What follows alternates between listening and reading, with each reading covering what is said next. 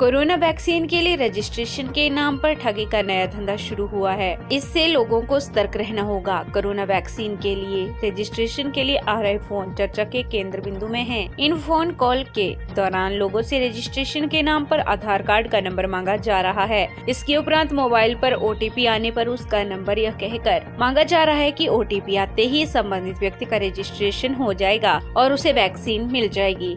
OTP देते ही संबंधित व्यक्ति का अकाउंट खाली हो जाएगा। PLTV लोगों से आग्रह करता है कि इस तरह के फ्रॉड कॉल आने पर अपना आधार कार्ड नंबर किसी को न बताएं। गौरतलब है कि इससे पहले कई आंगनबाड़ी कार्यकर्ताओं के साथ इस तरह की ठगी हो चुकी है। कोरोना काल में प्रदेश के सबसे बड़े अस्पताल IGMC में कोरोना से 264 लोगों की मौत हो गई। इसके अलावा दूसरी बीमारियों से मरने वालों की संख्या 1310 रही। IGMC शिमला के MS डॉक्टर जनकराज ने साल 2020 के कार्य और चुनौतियों का ब्यौरा मीडिया के सामने रखा। वर्ष 2019 में 7,86,000 OPD हुई, जबकि 2020 में 4,19,000 मरीजों को OPD में देखा गया है। IGMC अस्पताल में 2020 के दौरान 8,262 मेजर ऑपरेशन जबकि 18,555 माइनर ऑपरेशन किए गए। अस्पताल में 4,015 MRI, 76,000 एक्सरे इस दौरान किए गए। कैंसर अस्पताल में उपचार बाधित नहीं हुआ और इमरजेंसी ऑपरेशन भी मरीजों के चलते रहे। कोरोना काल के बावजूद 23,131 कैंसर की OPD की गई, जिसमें 15,812 कीमोथेरेपी की गई। सरकार की आयुष्मान भारत योजना के तहत 5,725 मरीजों पर 10 करोड़ 6 लाख रुपए इलाज के लिए, जबकि हिम केयर योजना के तहत 9,021 लोगों का इलाज, जिस पर 17 करोड़ खर्च हुआ। मुख्यमंत्री चिकित्सा सहायता योजना के अंतर्गत 16 लोगों को उपचार दिया गया, जिसमें 37 लाख रुपए खर्च किया गया। मुख्यमंत्री राहत कोष के अंतर्गत 7 लोगों का इलाज किया गया, जिसमें 7 लाख रुपए खर्च किए गए। पूरे वर्ष विभिन्न सरकारी योजनाओं पर 28 करोड़ 61 लाख के लगभग मरीजों के उपचार पर खर्च किया गया। 80 नए वेंटिलेटर सरकार द्वारा उपलब्ध करवाए गए। IGMC में कोरोना मरीजों का इलाज करते हुए 358 स्वास्थ्य कर्मी संक्रमित हुए हैं, जिसमें 60 डॉक्टर शामिल हैं। IGMC में अभी तक 1,166 मरीज आए हैं, जिनमें 264 की मौत हुई। 57 लोगों का उपचार चल रहा है। एक भी स्वास्थ्य कर्मी की IGMC में मौत नहीं हुई है। नए स्ट्रेन वायरस से संक्रमित संभावित व्यक्ति के लिए अलग से IGMC में 2 बिस्तर का इंतजाम किया गया है और उपचार के लिए भी अलग से डॉक्टरों और स्वास्थ्य कर्मी की टीम तैनात की गई है। यह वायरस कोरोना वायरस का ही नया स्वरूप है और इस वायरस से संक्रमित होने की ज्यादा संभावना है।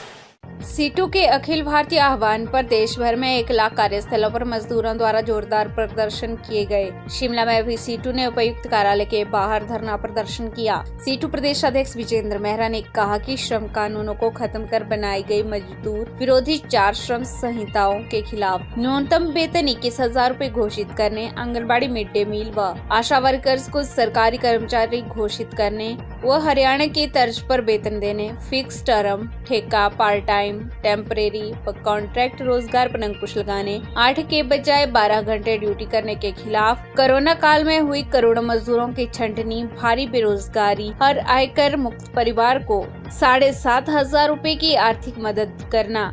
इसी कड़ी में आंदोलन को तेज करते हुए 7-8 जनवरी 2021 को ब्लॉक व जिला मुख्यालयों पर जेल भरो, चक्का जाम व गिरफ्तारियों के कार्यक्रम किए जाएंगे। आंदोलन के अगले चरण में 24 से 31 जनवरी तक प्रदेश के विभिन्न जिलों में जत्थे चलाकर केंद्र व राज्य सरकार की मजदूर व किसान विरोधी नीतियों का पर्दाफाश किया जाएगा। उन्होंने कहा कि विधानसभा सत्र के दौरान विधानसभा पर मजदूरों का विराट प्रदर्शन होगा, जिसमें हजारों मजदूर विधानसभा पर हल्ला बोलेंगे व सरकार को मजदूर मांगों को मानने के लिए मजबूर किया जाएगा।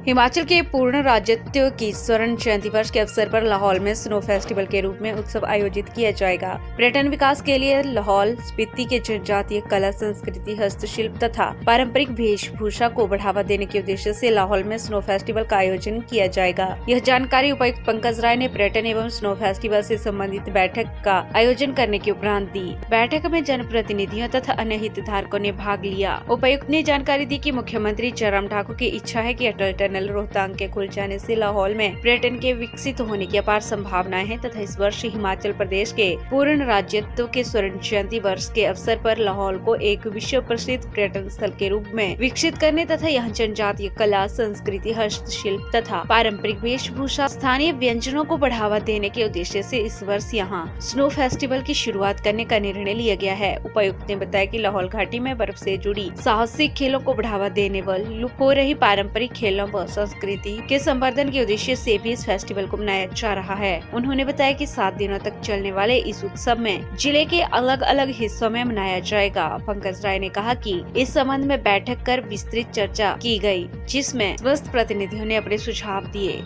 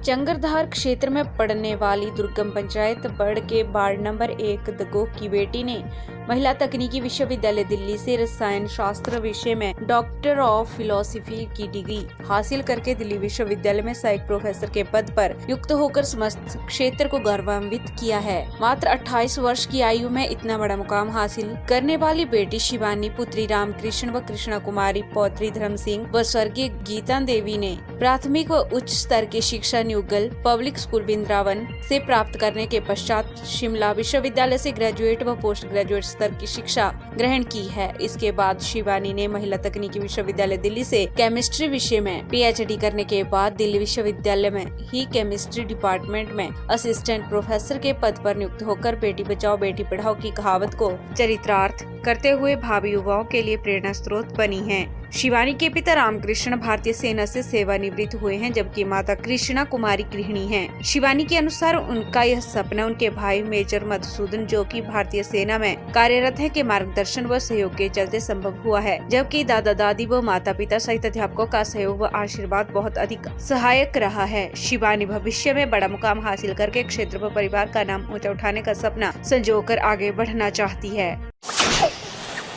विश्वविख्यात शक्तिपीठ ज्वालामुखी मंदिर में पंजाब के एक श्रद्धालु ने पूजा अर्चना के लिए बर्तन दान के रूप में दिए। एसडीएम धनवीर ठाकुर ने बताया कि ज्वाला मां के जो पूजा अर्चना के पुराने बर्तन थे, उन्हें रिचेंज करके पंजाब के श्रद्धालु धर्मपाल अग्रवाल ने नए बर्तन दिए। उन्होंने माता की पूजा अर्चना के लिए 10.5 किलो शुद्ध चांदी के बर्तन दान के रूप में दिए।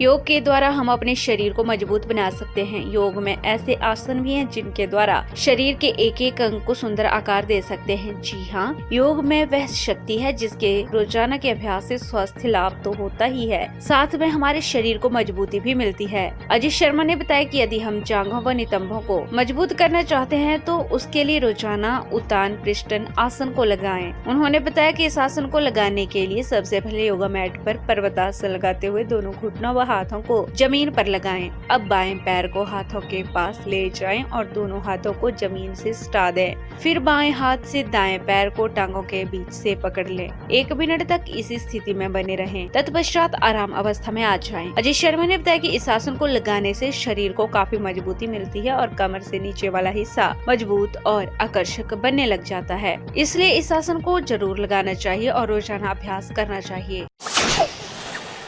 सरकार कर्मचारियों पर अनुबंध दबाव बना रही है। भाजपा नेता अधिकारियों को अपने घर बुलाकर चुनावों के दृष्टिगत निर्देश देकर दबाव बना रहे हैं। यह आरोप प्रदेश कांग्रेस प्रवक्ता दीपक शर्मा ने भाजपा सरकार पर लगाए। उन्होंने कहा कि सरकारी विज्ञापनों के होर्डिंग्स अभी भी सरकार ने नहीं हटाए हैं, जबकि प्रदेश में आचार संहिता लगने के बाद कानूनन हटाना आवश्यक है। कांग्रेस प्रवक्ता ने कहा कि सरकार कर्मचारियों अधिकारियों को डरा धमका कर अनुचित दबाव बना रही है। पंचायती राज संस्थाओं एवं नगर निकाय चुनावों में जन आक्रोश को देखते हुए भाजपा सरकार बौखला गई है और साम दाम दंड भेद अपनाकर सत्ता पर कब्जा करना चाहती है। दीपक शर्मा ने कहा कि कोरोना महामारी से निपटने में सरकार की नाकामी भाजपा के विरुद्ध मुख्य रोष की वजह नजर आ रही है, जिसे देखते हुए भाजपा नेता बौखला गए हैं और सत्ता के दुरुपयोग पर उतर आए हैं। दीपक शर्मा ने कहा कि शराब माफिया के गिरफ्त में सरकार चल रही है। शराब और नशा माफिया का इस्तेमाल कर सरकार चुनावी लाभ लेने की फिराक में है। कांग्रेस प्रवक्ता ने कहा कि स्वस्थ लोकतंत्र के लिए अच्छे संकेत नहीं है।